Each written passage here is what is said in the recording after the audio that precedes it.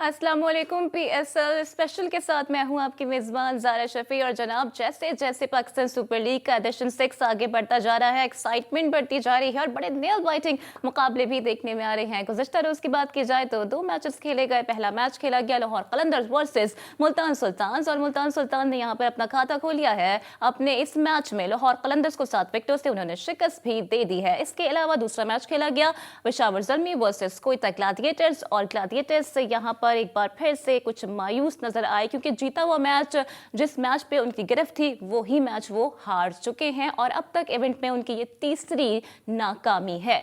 इसके अलावा अगर बात की जाए आज के मैचेस के हवाले से, तो आज भी डबल हेडर है और आज मुकाबला होने जा रहा है कराची किंग्स का मुल्तान सुल्तान्स के साथ। और यहाँ पर टॉस जीता है कराची किंग्स ने और पहले फील्डिंग का फैसला कर लिया है। अपडेट आपको इस हवाले से भी करते रहेंगे और अभी आपको इस मैच के हवाले से भी आगाह रखेंगे। अगर हम बात करें कराची किंग्स के प्रीवियस मैच की, तो अच्छा स्कोर किया लेकिन रन ज्यादा पड़ गए थे और बॉलर्स डिफेंड नहीं कर पाए थे। और फिर आमिर का वो स्पेल भी हम नहीं भूल सकते हैं कि एक ही ओवर में उनकी जानिब से 8-9 रन दे दिए गए थे। आज जनाब दूसरा मैच भी खेला जाएगा इस्लामाबाद यूनाइटेड और पेशावर ज़ल्मी के दरमियान। इस हवाले से भी आपको आगाह रखेंगे और मेरे साथ मौजूद हैं स्टूडियोज में ही मोहम्मद रिजवान। उनकी तरफ बढ़ते हैं और उनसे मजीद एनालिसिस हासिल करते हैं। तो रिजवान, आपको मैं आज वेलकम करती हूँ शो में। और सबसे पहले हम ये देख रहे हैं कराची किंग्स आज टॉस जीत चुका है और पहले उन्होंने फील्डिंग का फैसला कर लिया है। कैसे देखते हैं कराची किंग्स के इस फैसले को? बहुत बहुत शुक्रिया ज़ारा। हाँ, फैसला तो खैर काफ़ी स्ट्रेट फॉरवर्ड है जितना अभी तक टूर्नामेंट जिस हिसाब से चल रहा है, क्योंकि टॉस जीत के पहले फील्डिंग ही कर रहे हैं और हर टीम जो है वो बैक कर रही है स्कोर अचीव करने को और अपनी बैटिंग लाइनअप को। बॉलर्स जो है इस वक्त it's not a bowlers tournament at all. इस दफ़ा तो यही साबित हुआ है और कल भी हम लोगों ने मैचेस में देखा, पहले में तो नहीं लेकिन दूसरे मैच में कितना हाई स्कोरिंग मैच था और जो कि डिफेंड नहीं हो सका। तो बॉलर्स का तो बिल्कुल भी टूर्नामेंट नहीं है, बैटिंग लाइन को ही बैक कर रही है टीम। आई थिंक जो मुल्तान के लिए अब बड़ा इंपॉर्टेंट होगा कि एक बड़ा स्कोर लगाएं वो, जो कि कैपेबिलिटी है उनकी बैटिंग में। सो एक बड़ा स्कोर लगाएं जिसके बाद जो है कराची को, क्योंकि कराची एज ए टीम जो है देखा जाए तो पावर हिटर्स कराची में लैग करते हैं। अगर शर्जील को हटाएं तो नीचे एज सच कोई पावर हिटर्स नहीं है।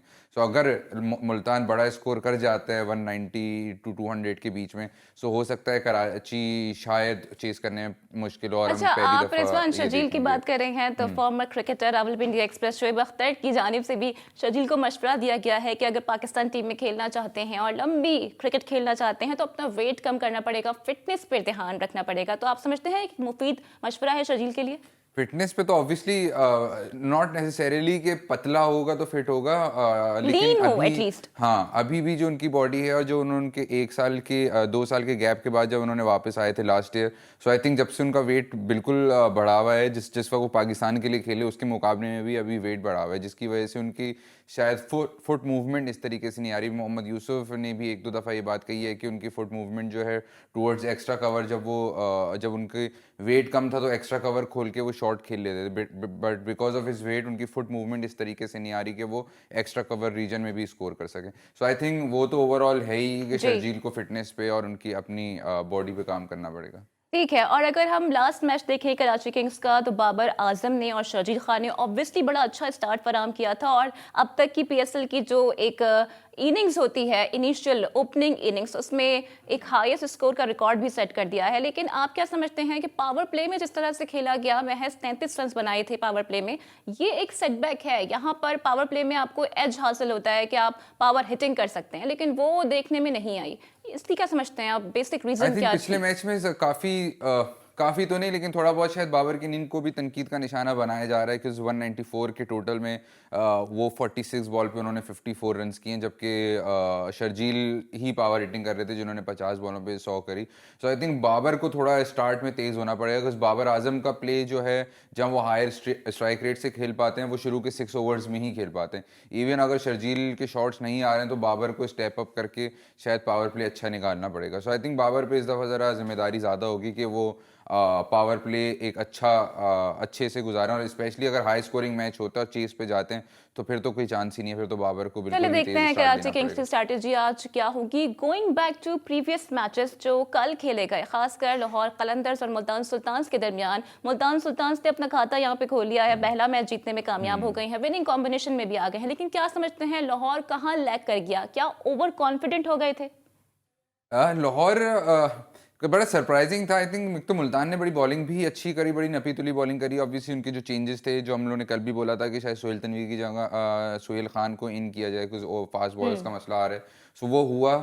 बॉलिंग भी बड़ी नपी तुली हुई, लेकिन इवन दो पूरे 20 ओवर्स इन्होंने खेले और शायद विकेट भी 6 ही लॉस करी हैं, उसके बावजूद भी कोई जो है हिटिंग नहीं कर सका अपार्ट फ्रॉम हफीज़। तो डेनली की भी अगर देखें तो रना बॉल ही स्कोर है उनका, समित पटेल ने थोड़ा 20 बॉलों पे 26 किए, बट हफीज़ के अलावा कोई भी हिटिंग नहीं कर सका। और जो प्लेटफॉर्म थोड़ा सेट किया था जो डेनली और हफीज़ ने बाद में बेन डंक और डेविड वीसे के लिए आके हिटिंग करने का, सो वो भी नहीं हो सकी। तो आई थिंक वो बैटिंग में 156 ऑन दैट विकेट, जो हमने दूसरे मैच में देखा कि 190s भी बने, सो आई थिंक वो थोड़ा कम स्कोर था। मुल्तान सुल्तान की बड़ी क्लिनिकल परफॉर्मेंस थी। अच्छा रिजवान, आप मुल्तान सुल्तान की बात करें तो ऐसा मुमकिन नहीं है कि हम आफरीदी की बात ना करें, लेकिन आफरीदी ना अच्छा परफॉर्म कर रहे हैं इन रिस्पेक्ट टू बैटिंग, ना अच्छा परफॉर्म कर रहे हैं इन रिस्पेक्ट टू फील्डिंग। और हमने ये देखा कि अब तक जो मैचेस खेले हैं उसमें 103 रन्स दे चुके हैं, महज 1 विकेट ही हासिल की है, तो ये बहुत अच्छा स्पेल नहीं है। आफरीदी से एक्सपेक्ट किया जा रहा था कि चलो अगर बैटिंग में नहीं चलते तो बॉलिंग में अपना जादू चलाएंगे, लेकिन वो भी नजर नहीं आ रहा है।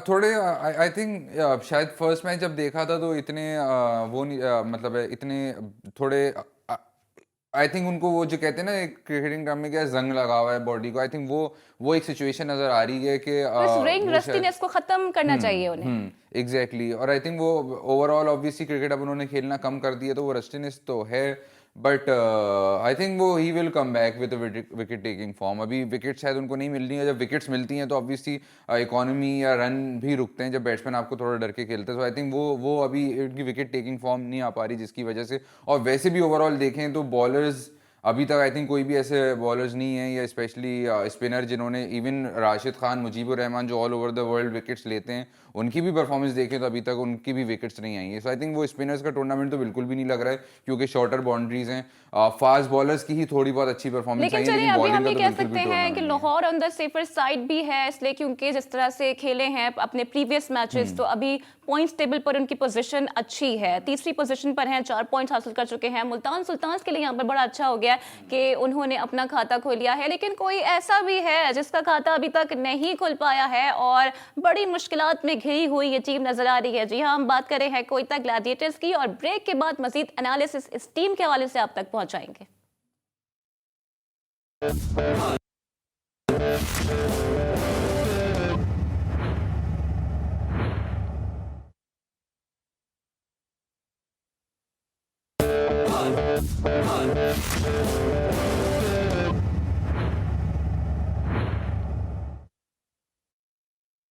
और वेलकम बैक जनाब। हम ब्रेक से पहले बात कर रहे थे कोयटा ग्लैडिएटर्स की। अब तक 3 मैचेस खेले हैं और अभी तक कोई भी मैच नहीं जीत पाए हैं, कुछ अनलकी भी रहे हैं, और इसके अलावा अगर हम देखें तो एग्जीक्यूशन अच्छी नहीं हो रही है। अच्छे प्लान के साथ तो उतरते हैं, बिग टोटल भी सेट कर देते हैं, लेकिन उसके बावजूद उन रन्स का दिफा नहीं कर पाते हैं। मोहम्मद रिजवान मेरे साथ मौजूद हैं, उनसे मजीद गुफ्तगू के सिलसिले को आगे बढ़ाते हैं। तो रिजवान, मैं आपसे जानना ये चाह रही हूँ कि क्या लगता है आपको कोयटा ग्लैडिएटर्स के हवाले से, अगर उनके पिछले एडिशन देखें तो बड़ी स्ट्रॉन्ग टीम थी, बड़ा अच्छा उनका विनिंग कॉम्बिनेशन हुआ करता था, लेकिन अब इस सीजन में हम देख रहे हैं कि रन तो अच्छे बना लेते हैं लेकिन उसके बावजूद उसकी एग्जीक्यूशन नहीं कर पाते हैं।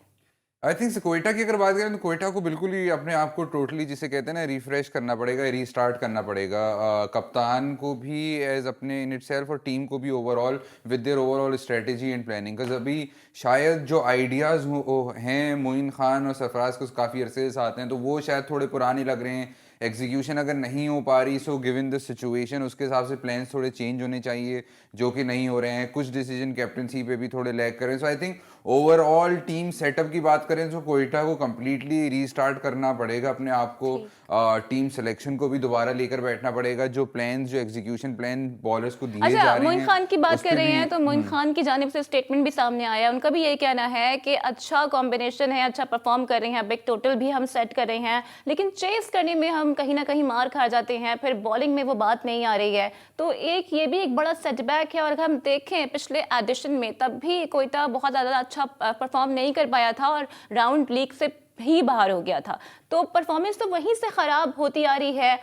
इस परफॉर्मेंस को बेहतर करना चाहिए था, लेकिन सॉरी टू से मजीद बदतर हो गई है। बैटिंग में भी अगर मोइन खान कह रहे हैं कि बैटिंग में टोटल स्कोर तो खैर बड़ा कर रहे हैं, लेकिन बैटिंग भी ओवरऑल परफॉर्मेंस देखें तो इतना कोई अच्छी परफॉर्मेंस नहीं है कि जहां सब बैट्समैन परफॉर्म कर रहे हो। अभी तक ओपनर सेटल नहीं हो सके हैं, 3 मैचों में 3 डिफरेंट ओपनिंग प्लेयर खेल चुके हैं। साइम अयूब से बहुत उम्मीदें थी, वो नहीं कर पा रहे हैं। शायद उनके बारे में ये भी कहा जाता है कि is not a T20 player, वो टाइम लेते हैं सेट होने में। सो टीम अभी तक सेटल नहीं हो पा रही है। ठीक है, लास्ट मैच में क्रिस गेल और सरफराज ने कर दिया था, इस दफ़ा आजम खान ने चिप इन किया सरफराज के साथ। सो टोटल बड़ा सेट तो हो रहा है, बट नवाज बेन कटिंग बिल्कुल आउट ऑफ फॉर्म चल रहे हैं।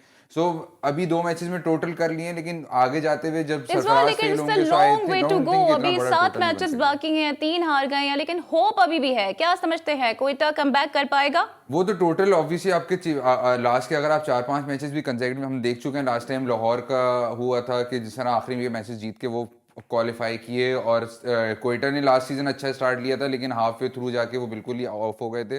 सो आई थिंक उम्मीद तो अभी भी है, लेकिन कोयटा की टीम को आई थिंक थोड़ा सदका वगैरह करें टीम के लिए। अच्छा, और इंटरेस्टिंगली कल जब मोइन खान से एक क्वेश्चन हुआ रिगार्डिंग सरफराज परफॉर्मेंस, तो उन्होंने कहा कि बासलाहियत खिलाड़ी हैं, लेकिन यहाँ पर वो खुद भी रिजवान का जिक्र करते हुए नजर आए हैं। तो ये इटसेल्फ किस तरफ इशारा है?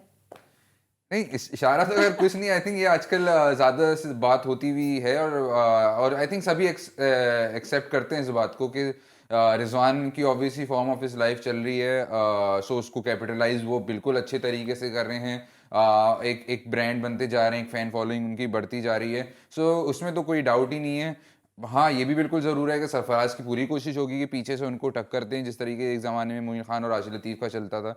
सो इसी तरीके सरफराज की भी कोशिश होगी, जिसमें कोई बुराई नहीं है। और आई थिंक सरफराज जो उन्होंने बोला भी कि सरफराज एक प्रोफेशनल आदमी है, कम बैक कर सकते हैं। सो आई थिंक टीम को आई थिंक इधर एक जो है ना, एक मेंटोर की कमी मुझे दिख रही है कि सरफराज को जो गाइड कर सके, या कोई ऐसा सीनियर प्लेयर जो, क्योंकि अभी देखें तो टीम बिल्कुल ही लेटी हुई है, लिटरली लोग लड़के जो हैं वो डाउन हैं। तो आस-पास इर्द गिर्द बहुत सारे मौजूद हैं, प्लस कोचिंग भी बहुत अच्छी है। उमर गुल बॉलिंग की टिप्स दे रहे हैं, लेकिन उसके बावजूद भी हम देख रहे हैं कि एग्जीक्यूशन नजर नहीं आती। डेल स्टेन हो या फिर हसनैन हो, किस तरह की उन्होंने बॉलिंग कराई, उस पर तो लिटरली मुझे भी गुस्सा आ गया था। तो आई वंडर कि सरफराज की फीलिंग क्या होगी, क्योंकि उन्होंने जब मैच के बाद पोस्ट गुफ्तगू की तो एंगरनेस, डिसअपॉइंटमेंट, ईगरनेस, फ्रस्ट्रेशन बहुत वाज़ेह थी। आई थिंक एक ऐसा करेक्टर मिसिंग है कोयटा के पास जो इस टीम को उठा सके, क्योंकि जिस तरह मैंने पहले बोला कि लड़के कल मैच में दिख रहा था कि लड़के जो बॉलर्स हैं उनकी बैट्समैन से तो थोड़ी वो हो रही है कि शॉट पड़ने पे डर लग रहा है, लेकिन सरफराज से एक अलग डर लग रहा है उनको।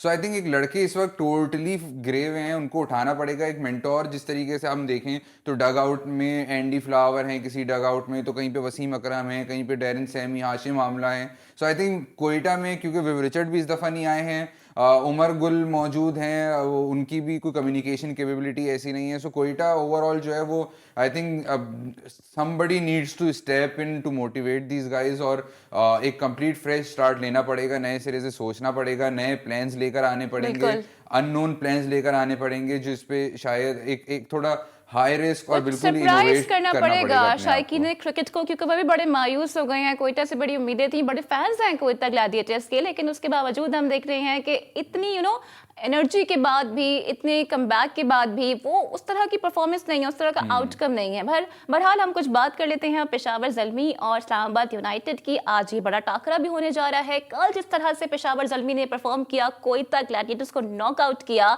लग ये रहा है कि स्टॉर्म इज बैक। जी हाँ, बिल्कुल, कल के मैच के बाद तो टोटली यही लग रहा है कि पेशावर जो है वापस आ गई है। हालाँकि हम उन्होंने पहले भी बात करी है कि कोई ऐसी स्टार प्लेयर्स नहीं है इनके पास, कोई बड़ा नाम, लेकिन I think as a team perform कर रहे हैं। हैदर अली, शोएब मलिक बड़ा इंपॉर्टेंट रोल प्ले कर रहे हैं। हैदर अली की परफॉर्मेंस अच्छी आ रही है। शुरू में इवन तो कामरान अकमल फॉर्म में नहीं है, लेकिन इमाम एक स्टेडी स्टार्ट दे रहे हैं। So I think Peshawar is definitely back, लेकिन इस्लामाबाद अगेन, ये दोनों टीमें ऐसी हैं कि जो जीतेगा वो टॉप ऑफ द टेबल चला जाएगा आज। तो इस्लामाबाद तो आपको पता है फिर जितनी लंबी बैटिंग लाइनअप है कि 10वें नंबर तक हसन तमाम अली उनकी ऑलराउंडर्स बैटिंग उनकी करते टीम हैं। में मौजूद हैं और लगता नहीं है कि बैटिंग लाइन कभी खत्म भी होगी उनकी। लेकिन अगर हम देखें पेशावर को, तो बड़ा अच्छा ट्रैक रिकॉर्ड लेके चल रहे हैं। जिस तरह रदरफोर्ड खेले, जिस तरह से हैदर अली खेले, बड़ा उम्दा उनका भी स्पेल था, शानदार 50 रन स्कोर किए, मैन ऑफ द मैच भी करार पाए। तो आज की एक्सपेक्टेशन है, आज भी इसी विनिंग कॉम्बिनेशन के साथ उतरेगी पेशावर ज़ल्मी? आज टीम में तो in fact not just Peshawar Zalmi, अगर हम सर मेरे ख्याल से सारी टीम्स को देखें तो कोई चेंज एज सच एक्सपेक्टेड नहीं है। इवन पेशावर भी विनिंग उस पर आ रही है, इस्लामाबाद भी विनिंग नोट पर ही आ रही है। सो एज सच लेकिन टीम में कोई इस्लामाबाद की चेंजेस एक चीज जो मुझे एक्सपेक्टेड नहीं है। पर्सनली पसंद है, इनके प्लेयर्स कंट्रीब्यूशन करते हुए नजर आते हैं। अगर आप इनका स्कोर बोर्ड देखें, स्कोर समरी देखें, तो रन नजर आ रहे होते हैं।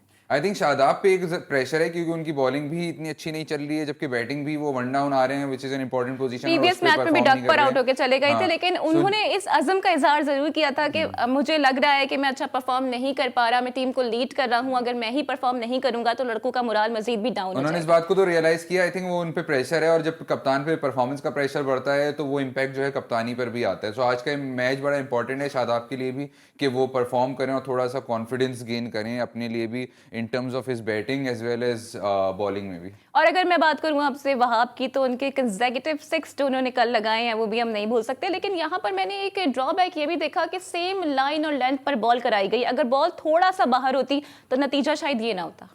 मेरे ख्याल से Dale Steyn, I don't know, कुछ जब वहाब रियाज आए थे बैटिंग में तो मुझे नहीं लगता कि डेल स्टेन एक्सपेक्ट कर रहे थे कि वहाब जो है एकदम से गियर शिफ्ट करेंगे और इतने लंबे छक्के लगा सकते हैं, जो कि वहाब ने बिल्कुल उस चीज़ का फ़ायदा उठाया। आई थिंक बॉलिंग गलत थी, बॉलिंग बिल्कुल ऐसी नहीं थी कि जिस पे आप डिफेंड करने को जाते कि मुझे शॉट ना पड़े। सो आई थिंक डेल स्टेन की वहाँ 2 बॉल ने जो है उसने जो है वो कम्प्लीटली गेम चेंज कर दिया। और वो ठीक है, और अगर हम पेशावर के बॉलर्स फेवर की में बात कर रहे हैं तो कराची किंग्स के बॉलर्स को भी हम नहीं भूल सकते हैं। आज मुकाबला होने जा रहा है, अब से कुछ देर बाद ही मैच शुरू हो जाएगा 2 बजे के करीब, और मुल्तान सुल्तान्स और कराची किंग्स आमने सामने होंगे। तो आमिर की अगर मैं आपसे बात करूं तो आमिर भी खातिर ख्वाह परफॉर्म नहीं कर पा रहे हैं। 2 मैचेस में अब तक 2 ही विकेट्स लेने में कामयाब हुए हैं। जो एक्सपेक्टेशन आमिर से थी नजर नहीं आ रही हैं। अलबत्ता रन्स बहुत ज्यादा पड़ रहे हैं उनको, और खासकर फिर मैं अगेन उसी ओवर की बात करूंगी, हुसैन तलत ने भी यही गलती की थी और इन्होंने भी यही गलती की कि एक ओवर में नो बॉल्स दे रहे हैं, वाइड बॉल्स दे रहे हैं। इतने सीनियर प्लेयर से,